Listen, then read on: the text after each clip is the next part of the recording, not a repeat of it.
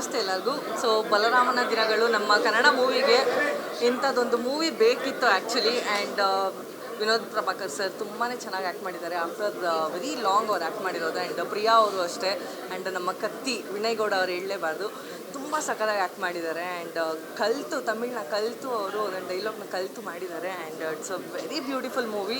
ಒಂದು ಹಳೆ ಕಾಲದಲ್ಲಿ ಅಂಡರ್ವರ್ಲ್ಡ್ ಡಾನ್ಗಳು ಹೆಂಗಿತ್ತು, ಸೊ ಅದ್ರ ಬಗ್ಗೆ ಎಲ್ಲ ಹೇಳಿದ್ದಾರೆ. So it's a very beautiful movie. And ನಮ್ಮ ಕನ್ನಡ ಇಂಡಸ್ಟ್ರಿನ ಬೆಳೆಸಿ ಈ ಎಲ್ಲ ಮೂವಿನ ನೋಡಿ. And thank you so much.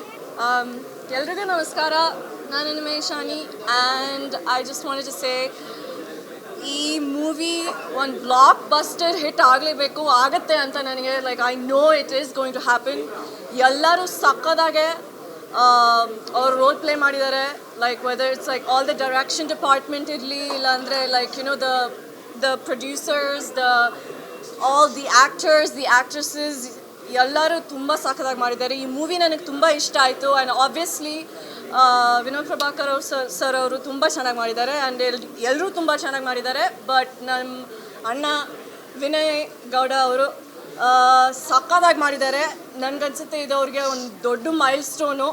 And he is going to become famous. No matter what, everyone is going to become famous.